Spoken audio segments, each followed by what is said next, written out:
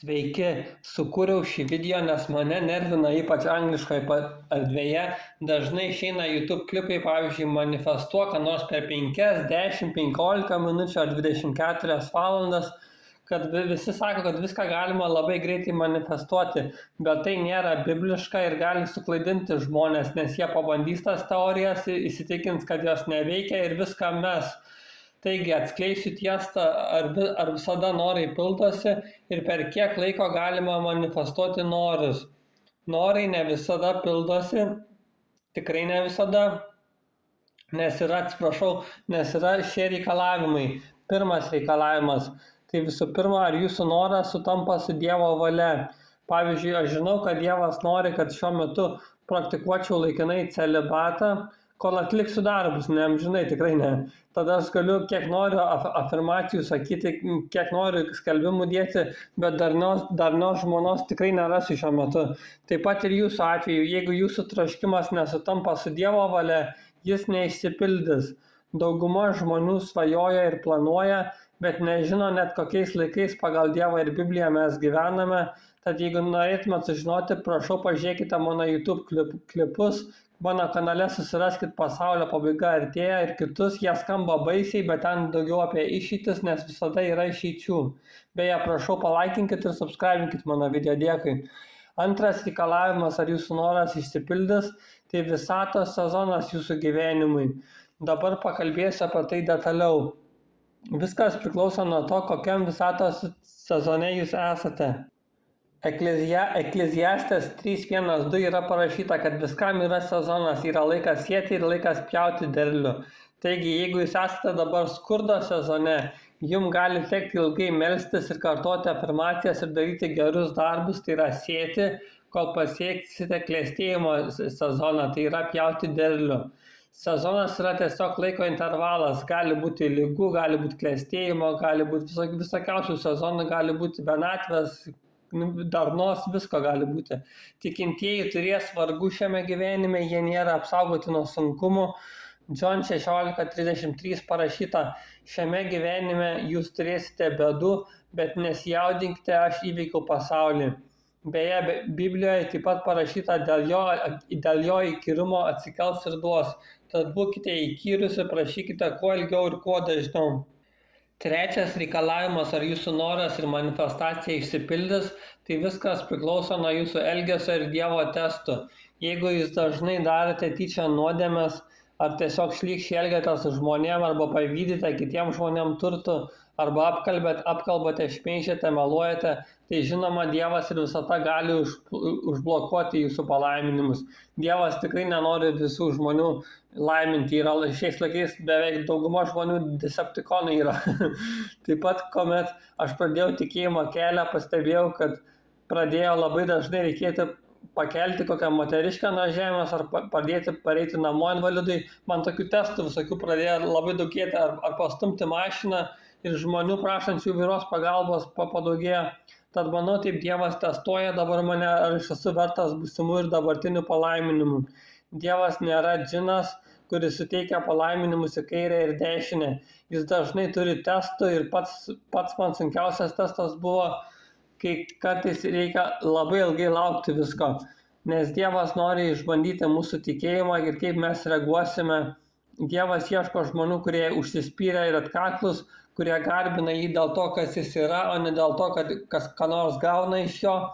Dievas kartais nori pažiūrėti, ant kiek mes labai norime įgyvendinti savo svajonės.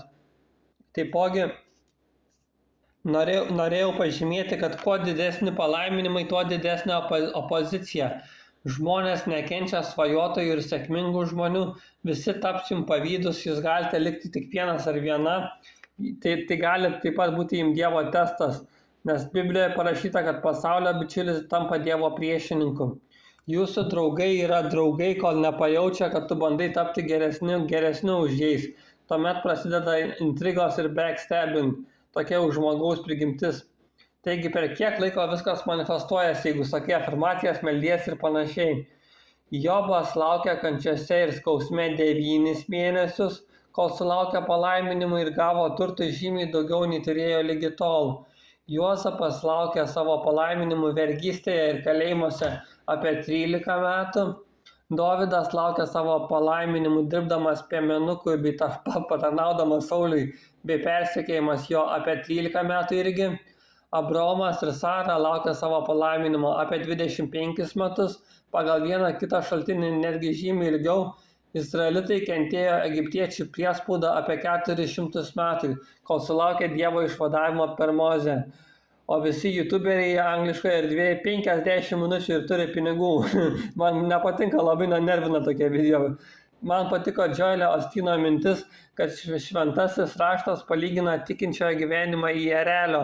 Erelio mama tupi ant kiaušinio 35 dienas, nėra jokių ženklų visiškai, kad kiaušinėje yra gyvybės.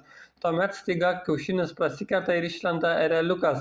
Taigi reikia daug tikėjimo belaukiant erelio mamai, nes moteriai tai lengviau. Moteris mato, kad pilvas didėja, kuomet nėščia yra kitų ženklų, o tikintiesiam belaukiant dažnai nebūna jokių ženklų ir kartais reikia laukti metais.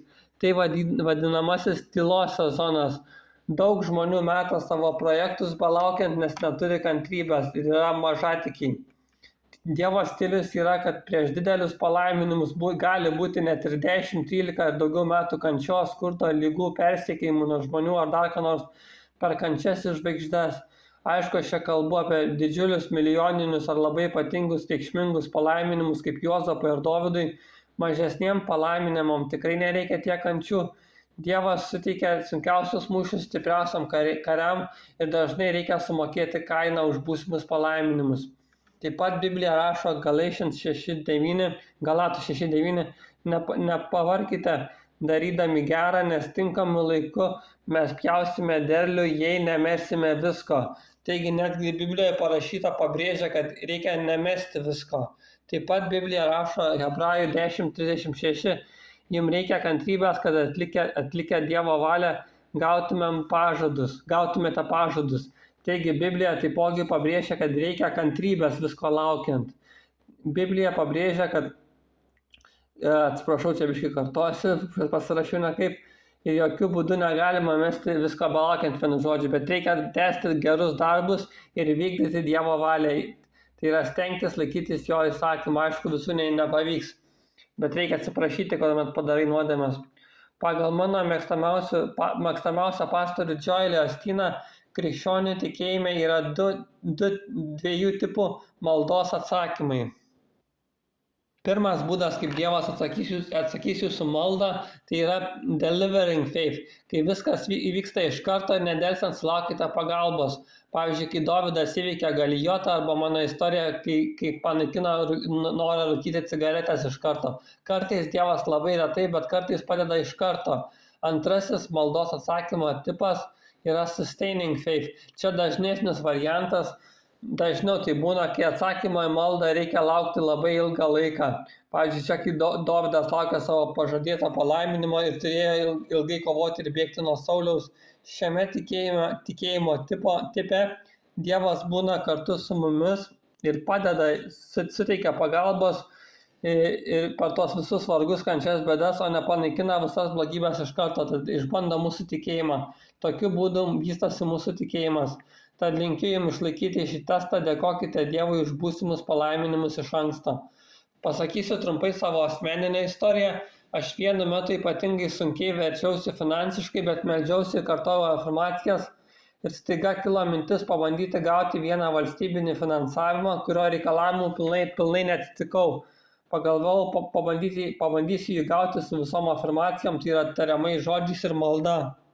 Taigi, kuomet nuėjau tą įstaigą, mintise meldžiausi Dievui Tėvui Jėzaus Kristaus vardu, kad priimtų mano paraišką ir jie priėmė šiaip ne taip, nors nenorėjo. Tuomet meldžiausi ir kartojau afirmacijas ir gavau tą finansavimą, nors neatitikau visų reikalavimų. O jūs žinot, kaip griežtos tos valstybinės įstaigos su taisyklėm ir įstatymais, jeigu neatitinki reikalavimų, tai negauni. Bet vienu žodžiu, su visom mano afirmacijom ir maldom praėjau visus testus. Taigi dabar turiu 4-ženkles pajamas ir man nereikia dirbti, tačiau noriu pabrėžti, kad kadangi šiame projekte buvo Dievo ir visatos pirštas, tai man reikėjo žiauriai ilgai laukti atsakymą iš tos įstaigos. Įstatymuose buvo parašyta, kad ta valstybinė įstaiga turi nuspręsti per 30 dienų nuo paskutinių dokumentų bet man reikėjo laukti beveik metus ir vaikščiojau vos ne lubomis, nes neturėjau pinigų. Bet žinojau, kad negaliu reikalauti, galėjau reikalauti, kad priimti sprendimą, dabar įstatymuose parašyta 30 dienų, bet nespaudžiau tos įstaigos, nes žinojau, kad čia Dievo pirštas ir esu išbandomas. Bet Dievas visada padeda, tik reikia tinkamai elgtis, melstis ir turėti kantrybės. Kita pagalba, kurios sulaukiau iš Dievo ir visatos, tai ligų išgyjimas. Aš sirgau seniau chroniško nuovargio sindromu ir pradėjau kartoti žodžius, aš esu energingas, meldžiausi ir panašiai. Po 2-3 metų tapau sveikas, irgi stogas važiavo, kad tiek ilgai metais reikia visko laukti ir būčiau tikrai viską metęs, bet aš turiu ryšį su Dievu, tai jis man citavo Bibliją, o Biblijoje parašyta Let the weak say I am strong, išvertus, tegul silpnasis sako aš stiprus. Taigi aš toliau sakiau, aš esu energingas, aš esu stiprus ir pagaliau pagijau, nes Dievas suteikia man ypatingų žinių, kaip pasveikti. Jeigu norite sužinoti kokių, apsilankykite mano YouTube kanale ir suraskite video, kaip tapti energingu. Po kelių dienų aš jį atnaujinsiu ir uždėsiu ant banerio kokį new ženklą naują. Bus dar geresnis video. Taigi, kaip matome, kelionė su Dievu nėra tikrai paprasta ir reikia dažnai laukti visko metais, bet jeigu aš nebūčiau laukęs tos 2-3 metus, tai iki šiol sirgčiau. Jeigu aš būčiau nustojęs sakyti afirmacijas ir maldas dėl to valstybinio finansavimo, tai man dabar reikėtų dirbti iki pensijos. Tad jeigu žmogus nusiteikia savo prašymui melstis, kartoti afirmacijas ir tinkamai elgtis bent keliem metam, tai jis sulauks tikrai pagalbos iš Dievo, tik reikia kantrybės. O gal pasiseks ir žymiai greičiau nei keli metai, retkarčiais pasiseka. Tad kaip ir bebūtų sunku laukti, reikia kentėti ir galima susitvarkyti gyvenimą su Dievo ir visatos pagalba.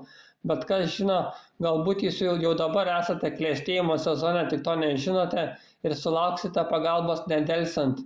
Nes man tai vieną kartą yra pavykę, kuomet mečiau cigaretės. Bet tikėjimas yra vis tiek nuostabus dalykas, nes mes turime viltį vieną dieną praturtėti. Beje, nereikia turėti daug pinigų, kad praturtėtų, mums buvo išplautos smegenys žiniasklaidos, reikia turėti tik tikėjimą, svarbiausia tikėjimas. Man patiko vienas posakis, kad investavimas tai turto perėjimas iš nekantriųjų į kantriųjų rankas. Taip pat tikintieji turi viltį patekti į rojų, o ne pragarą, o netikintiesiam viskas tuo tarpu eis blogyn ir blogyn, galbūt net iki pragaro. Tad mūsų kančios šiame gyvenime, tikinčiųjų kančios yra arčiausiai to, kas yra panašu į pragarą, ką mes patirsime šiame gyvenime. Ačiū, kad klausėte, prašau apsilankykite mano YouTube kanale ir svetainėje, kurie yra apie būsimus ir dabartinius laikus pagal Bibliją. Tikrai labai rekomenduoju sužinoti, kas vyksta ir vyks, bei taip pat daug medžiagos rasite, kaip manifestuoti norus, ir daug daugiau dvasingumo įvairios medžiagos. Atsiprašau. Dar kartą dėkui, iki.